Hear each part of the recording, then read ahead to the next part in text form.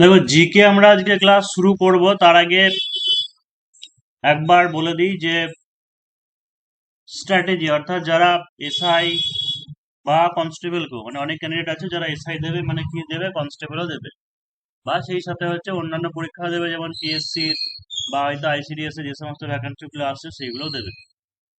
তো ব্যাপারটা হচ্ছে কিভাবে কি এগিয়ে যাবে। তো আমি এসআই হিসাবে বলছি যে 200 মার্কস যেটা প্রিলিমিনারিতে থাকে, টাইম যেটা থাকবে 90 মিনিট, জিকে থাকবে 50টি প্রশ্ন 2 নম্বর করে 100, ম্যাথ থাকবে 25টি প্রশ্ন 2 নম্বর করে 50, রিজনিং থাকবে 50।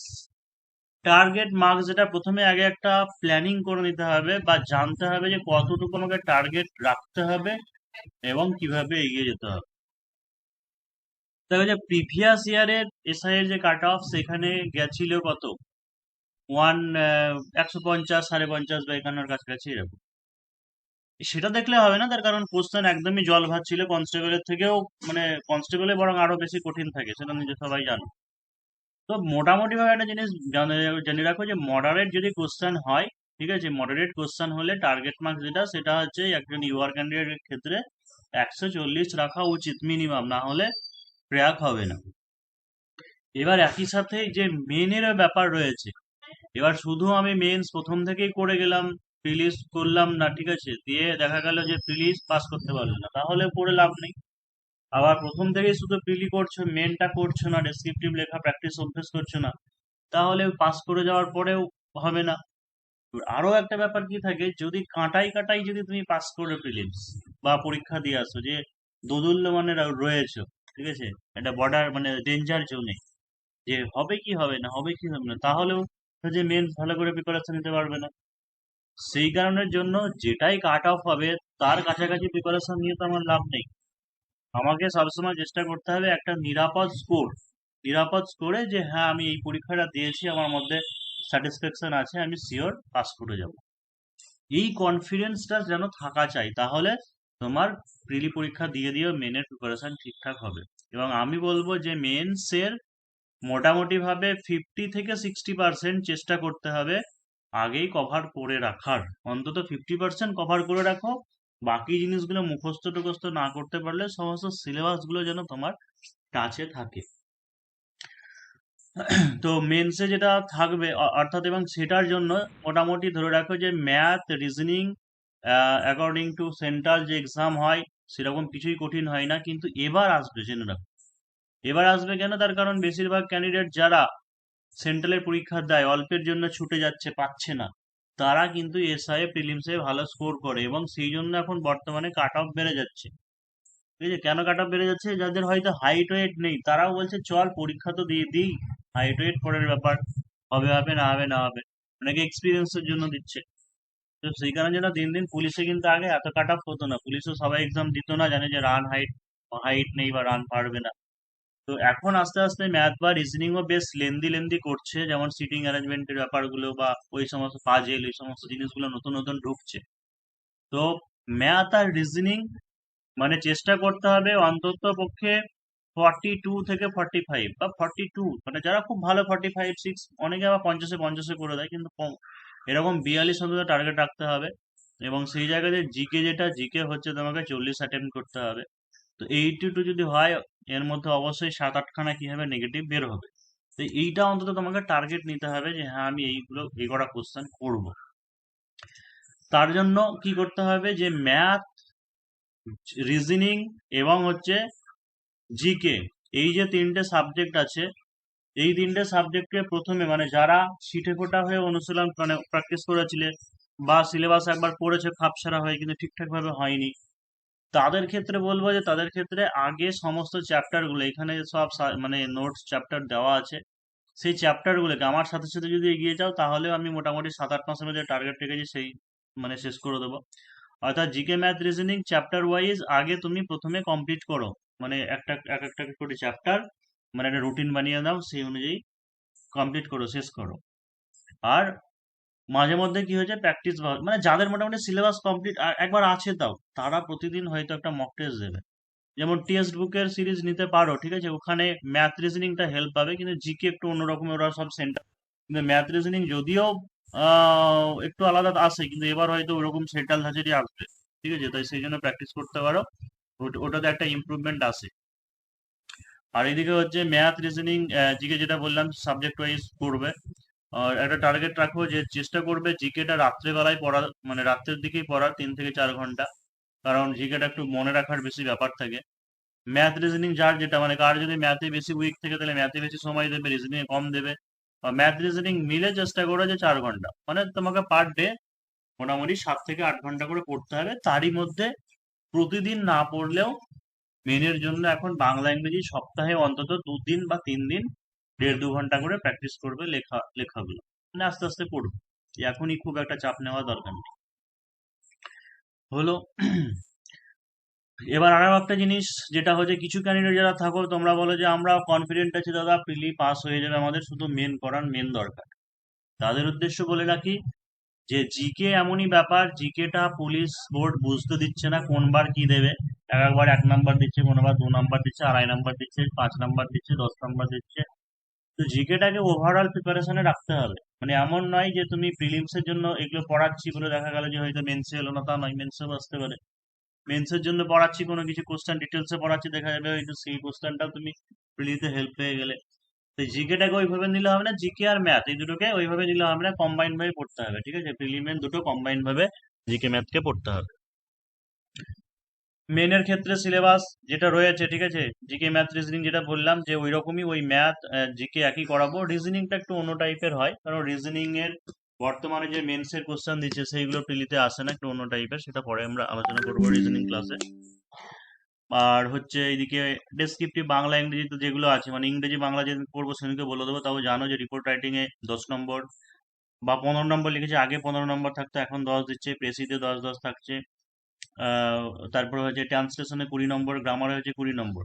তবে আগে কি থাকতো, আগে রিপোর্ট রাইটিং এ 15 নম্বর থাকতো, প্রেসিতে 10 নম্বর থাকতো, তারপরে ট্রান্সলেশনে 15 নম্বর থাকতো, আর 10 নম্বরে ছিল গ্রামার। কিন্তু বর্তমানে কি হচ্ছে যে রিপোর্ট অথবা প্রেসি অথবা করে দিচ্ছে, যে হয় এটা করো নাহলে ওটা করো। ট্রান্সলেশন 20 থাকছে, গ্রামার 20 থাকছে। চেঞ্জ হতেও পারে, ঠিক আছে, এই ব্যাপারটা চেঞ্জ হতে পারে, দুটোকে কম্পালসারি করা হতে পারে। সেই সঙ্গে যেগুলো গ্রামার পার্ট আছে, synonym, antonym, homonym, medium, one word, voice, narration, যে সেন্টেন্স এরর, ঠিক আছে, এই সমস্ত জিনিসগুলো করতে হবে তোমাকে।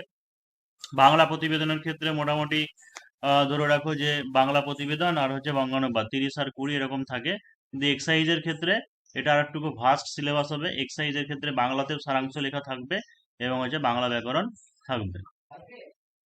এগুলো যখন আবার যখন চ্যাপ্টার ওয়াইজ বাংলা বা ইংরেজি আলোচনা করবো তখন সেই অনুযায়ী চলে আসবো।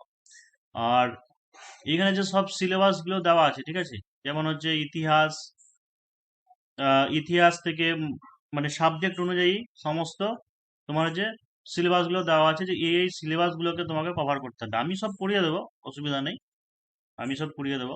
ভৌত বিজ্ঞান টৌত বিজ্ঞান যেমন যা আছে সব এখানেই সব কমপ্লিট, মানে কভার করা আছে, যে এই সিলেবাস বা এই জিনিসগুলোকে রেডি করতে হবে। তো এই যে যে চ্যাপ্টার, ঠিক আছে, এখানে ম্যাথ বা রিজনিং এর ইয়েটা নেই, আমি সেটা চ্যাপ্টারটা দিয়ে দেবো। বা তোমাকে অতটা চাপ নেওয়া দরকার নেই। একটা জিনিস করবে, যেটা ধরো আমি আজকে জিকে যেমন প্রথম স্ট্যাটিক জিকেটা দিয়ে শুরু করবো। এবার তাহলে তোমাদের এখন কাজ কি হবে? তোমাদের কাজ হবে এটাই যে আমার সাথে সাথে স্ট্যাটিক জিকেটাও হচ্ছে ধরা, মানে আমার সাথে হচ্ছে স্ট্যাটিক জিকেটাকে ধরা। আমি যতটুকু যেটুকু পড়িয়ে দেবো নোটগুলো, সেইগুলোকে খাতায় তুলে নেওয়া হোক বা প্রিন্ট আউট, যেটা যার যেটা খুশি করবে। পড়ে নেওয়ার পরে যে চ্যাপ্টার গুলো পড়া আছে, যেমন দেখা গেলো বিভিন্ন গ্রন্থ, লেখক, ছদ্মনাম, অর্থাৎ আগে বলে দিই যে স্ট্যাটিক জিকে থেকে মোটামুটি ধরে রাখতে পারো যে 15 থেকে 16 খানা কোশ্চেন আসে, ঠিক আছে, 50টার মধ্যে 15 থেকে 16 খানা কোশ্চেন স্ট্যাটিক জিকে থেকে আসে। এবার স্ট্যাটিক জিকের যে যে সিলেবাস গুলো রয়েছে, মানে যে যে চ্যাপ্টার গুলো রয়েছে, সেই সেই চ্যাপ্টার গুলোকে মোটামুটি এই কটা ভাগে ভাগ করতে পারো: বিভিন্ন গ্রন্থ, ছদ্মনাম, লেখক, বিভিন্ন যন্ত্রপাতি, তাদের ব্যবহার, বিভিন্ন লোকনৃত্য, সংস্কৃতি, পুরস্কার, কেন্দ্রীয় রাজ্য সরকারের গুরুত্বপূর্ণ প্রকল্প, সামরিক মহড়া, খেলাধুলা, জাতীয় বা হচ্ছে আন্তর্জাতিক বিভিন্ন সংস্থা, এবং নবনিযুক্ত বা কারেন্ট অ্যাফেয়ার্স এর মধ্যে যেটা পড়ে যায় সেটা হচ্ছে নবনিযুক্ত কেউ হয়েছে ন্যাশনাল বা ইন্টারন্যাশনাল, সেই ক্ষেত্রে আসে। আর একটা জিনিস যেটা, সেটা হচ্ছে বিজ্ঞান ও পরিবেশ সংক্রান্ত। বিজ্ঞান ও পরিবেশ সংক্রান্ত কোনো কিছু গুরুত্বপূর্ণ টপিক শিরোনামে এলে সেই ক্ষেত্রে সেইগুলো আমাদের কারেন্ট অ্যাফেয়ার্স হিসেবে আসে। তো এই যে জিনিসটা আমি করাবো, এক মিনিট দাঁড়াও তো একটু। হ্যাঁ, তো যে চ্যাপ্টার আমি যেটা এটা ধরছি, তুমিও তো সেই বইটা ধরবে। সবার কাছে নিশ্চয়ই বই আছে, ঠিক আছে, সবার কাছে নিশ্চয়ই বই আছে, বা দরকার হলে যে কোনো একটা বই, মানে ডব্লিউবিসিএস এর জন্য যে সমস্ত বই যেগুলো হয় সব ওভারঅল সমস্ত কিছু থাকে, সেরকম একটা বই নিয়ে নিতে পারো। এবার আমার নোট আছে যেগুলো, সেইগুলো তুলবে। তোলার পরে তুমি একবার সেই বইগুলো পড়ে নেবে, মানে সেই বইগুলো একবার করে পড়বে, যদি মনে হয় যে না এফেক্টিভ কিছু আছে। কারণ জিকের ব্যাপারে বলবো, জিকের ব্যাপারে কোনো দিনই যে যতই সব কিছুই পড়া যাই হোক, 100% কমন হয় না, মানে আসে না, ঠিক আছে। বা স্ট্যাটিক জিকের ক্ষেত্রে তাই, কোথা থেকে কি কোশ্চেন দেয় সেটা কেউ বলতে পারে না, কিন্তু ওভারঅল একটা বোঝা যায় যে হ্যাঁ হ্যাঁ এই জিনিস জায়গা থেকে বা এগুলো থেকে আসতে পারে, সেইভাবে বলা হয়। তো স্ট্যাটিক জিকের পোর্শন বিশেষ করে একটু এই দিকটা একটু সবাইকে পড়তে হবে। সায়েন্সে টেনশন নিয়ে অসুবিধা নাই, ওইগুলো আমি ঠিকঠাক করে দেবো, ঠিক আছে, ওইগুলো যা করাবো সেই ততটুকুর মধ্যেই থাকবে। কিন্তু এইটা একটু করবে, স্ট্যাটিক জিকের পোর্শনটা একটু নিজে নিজে করবে। তাহলে আমাদের একবার সংক্ষেপে তাহলে কি হয়ে গেল, ম্যাথ রিজনিং এর আমি, মানে যেটাই যাই হোক সিলেবাসটা তো আমি দিয়ে দিচ্ছি, এখানে অ্যাড করা নেই, ম্যাথ রিজনিং জিকে, ঠিক আছে। এইদিকে হচ্ছে বেঙ্গলি এবং ইংলিশ, যেটাই হচ্ছে, যারা নিজেরা বুঝতে পারছে না কিভাবে কি করবে না করবে, আমার সাথে সাথে চলে 5-6 মাস, 6-7 মাসের মধ্যে মোটামুটি সিলেবাস কমপ্লিট হয়ে যাবে। অর্থাৎ ম্যাথের যে চ্যাপ্টার ধরবো, যদি ধরো দেখা গেল যে আমি প্রফিট অ্যান্ড লস ধরছি, তুমিও পার্সেন্টেজ প্রফিট অ্যান্ড লস ধরবে, আমার ম্যাথ যেগুলো আছে সেগুলো করা হয়ে যাবে, সমস্ত টাইপগুলো আমি বলে দেবো। তারপরে হচ্ছে তোমার কাছে চঞ্চল, সুবীর আর রিহান যে বই থাকুক না কেন, সেই বই থেকে দেখুন তারপরে প্র্যাকটিস করে অনুশীলন করো। তারপরে কি হচ্ছে, রিজনিংও আমি যে চ্যাপ্টার ধরলাম, ঠিক আছে, রিজনিং সেম একই, ওই একই জিনিসই, একই লজিকই, জিকের ক্ষেত্রেও তাই সেম একই লজিকই। তবে যেহেতু স্ট্যাটিক জিকে সাবজেক্ট, মানে এই সাবজেক্টটা তো শুধু মুখস্থ করার জিনিস, তো স্ট্যাটিক জিকে হয়ে যাওয়ার পরে হয়তো আমি কোনো সায়েন্সের সাবজেক্ট ধরলাম, বা তার সঙ্গে অল্টারনেট একটা যেটা কোর সাবজেক্ট, ঠিক আছে, সেই কোর সাবজেক্টটাও তুমি শুরু করে দিতে পারো, নিজে নিজে চাইলে নিজে নিজে করে দিতে পারো, বা আমি যেমন যখন করাবো তখনও করতে পারো। অর্থাৎ যে যা অন্যান্য এক্সামের প্রিপারেশন নিচ্ছ সেই এক্সামের প্রিপারেশন নিতে পারো, এদিক ওদিক যেমন করে যদি সময় পাও সেই প্রিপারেশন করতে পারো, কিন্তু এইটুকু টার্গেট রাখো যে আমি 1 সপ্তাহের মধ্যে যা টাস্ক দিচ্ছি বা যে নোটস গুলো করাচ্ছি বা যে ক্লাসগুলো করাচ্ছি, সেইগুলো যেন তোমার তুলে নেওয়া যায়, মানে তোমার সেইগুলো যেন কমপ্লিট হয়। অর্থাৎ আমার সাথে যদি টার্গেট রাখো, তাহলে এইটুকু গ্যারান্টি বলছি যে 6 থেকে 7 মাসের মধ্যে তোমার পুরো সিলেবাস আমি কভার করিয়ে দেখাবো। তো দেখো যে স্ট্যাটিক জিকে হচ্ছে প্রথম কি, যে বিভিন্ন লেখক এবং হচ্ছে গ্রন্থ, ঠিক আছে, এই টপিক। তো কি আছে, বিভিন্ন লেখক এবং গ্রন্থ, সেটা হচ্ছে বঙ্কিমচন্দ্র চট্টোপাধ্যায়। তার লেখা বইয়ের নাম কি হচ্ছে, যে আনন্দমঠ। বঙ্কিমচন্দ্র চট্টোপাধ্যায়, অর্থাৎ প্রথমে হচ্ছে বাঙালি লেখক যেগুলো আছে সেই বাঙালি লেখকগুলো সম্পর্কে আলোচনা করছি। বাঙালি লেখকগুলো সম্পর্কে প্রথমে আলোচনা করছি। তো হচ্ছে বঙ্কিমচন্দ্র চট্টোপাধ্যায়ের লেখা হচ্ছে কি,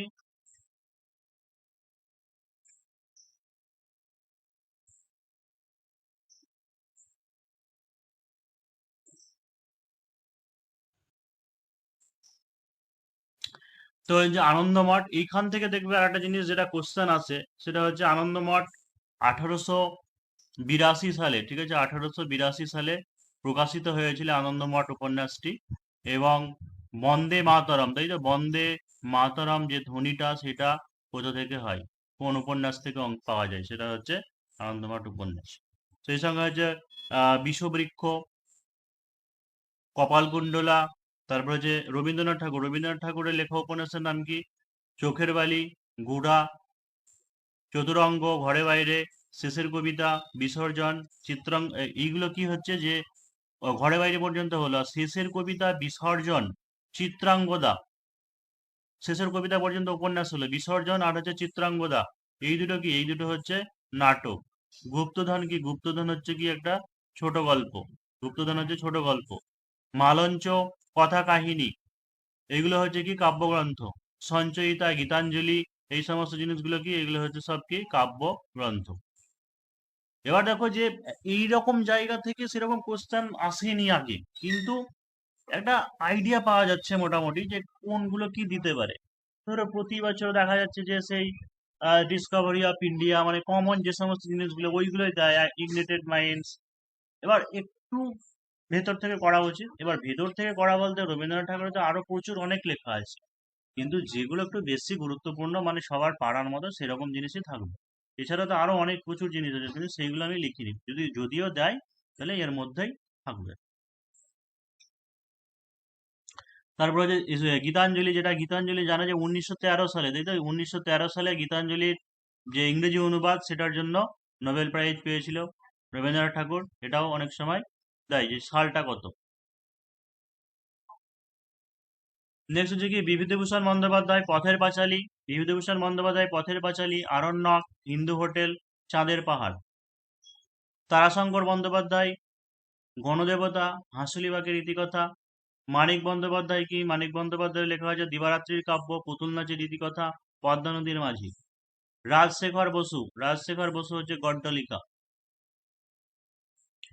তারপরে যে শরদিন্দু, বিন্দু নয় শরদিন্দু বন্দ্যোপাধ্যায় ব্যোমকেশ সমগ্র, সমগ্র। তারপরে হচ্ছে গৌর মল্লার। সত্যজিৎ রায় হচ্ছে ফেলুদা সমগ্র। কাজী নজরুল ইসলাম, কাজী নজরুল ইসলামের হচ্ছে অগ্নিবীণা এবং হচ্ছে সঞ্চিতা, অগ্নিবীণা এবং হচ্ছে সঞ্চিতা। এই দুটোর মধ্যে গুলিয়ে ফেলবে না, তার কারণ হচ্ছে এই সঞ্চিতা যেটা সেটা হচ্ছে কাজী নজরুল ইসলাম, আর যেটা সঞ্চয়িতা, সঞ্চয়িতা এটা হচ্ছে কি Rabindranath. An autobiography, an autobiography কার লেখা? জওহরলাল নেহরুর লেখা। ডিসকভারি অফ ইন্ডিয়া, এটা হচ্ছে জওহরলাল নেহরুর লেখা। এখান থেকে এই দুটোর মধ্যে অনেকবার প্রচুর কোশ্চেন আসে পারে। Indian, India wins freedom, Abul Kalam Azad. Malgudi days, Malgudi days কার লেখা? আর্য নারায়ণ। পুরো নাম হচ্ছে Rasipuram Krishnaswami Narayan. My music my life, Pandit Ravishankar, Pandit Ravishankar.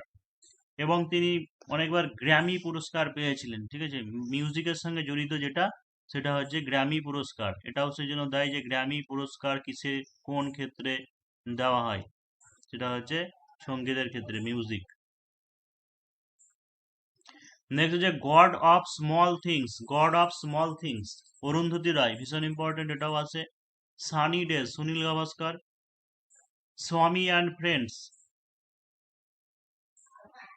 স্বামী অ্যান্ড ফ্রেন্ডস এটা হচ্ছে আর কে নারায়ণ।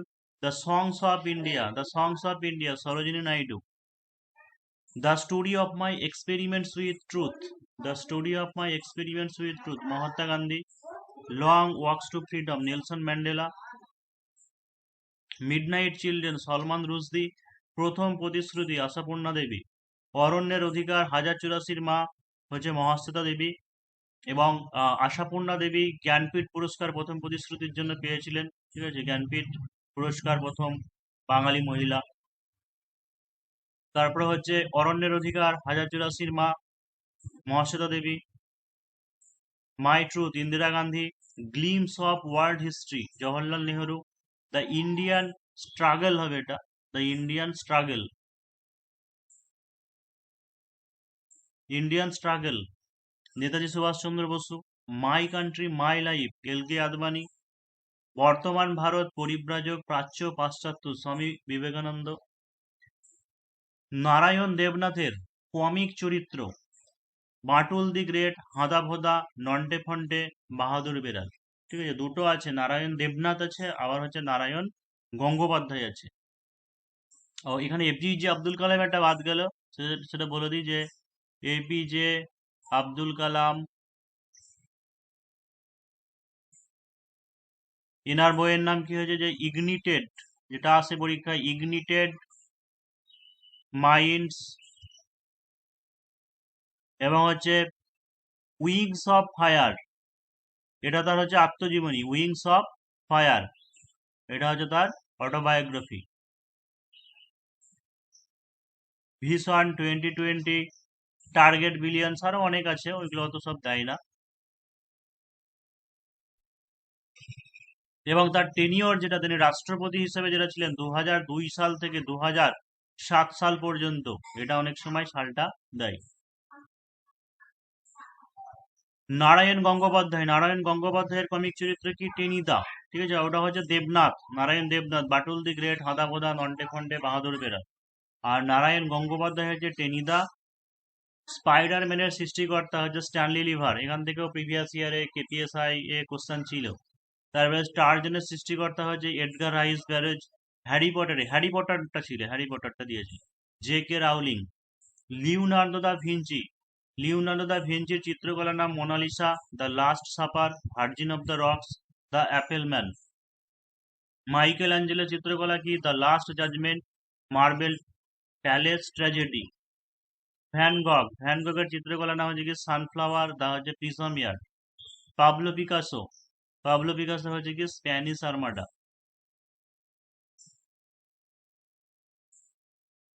এবার দেখো যে একটা কোশ্চেন থাকে, সেটা হচ্ছে নৃত্য থেকে, মানে যেটা আমরা ফোক ড্যান্স বলি,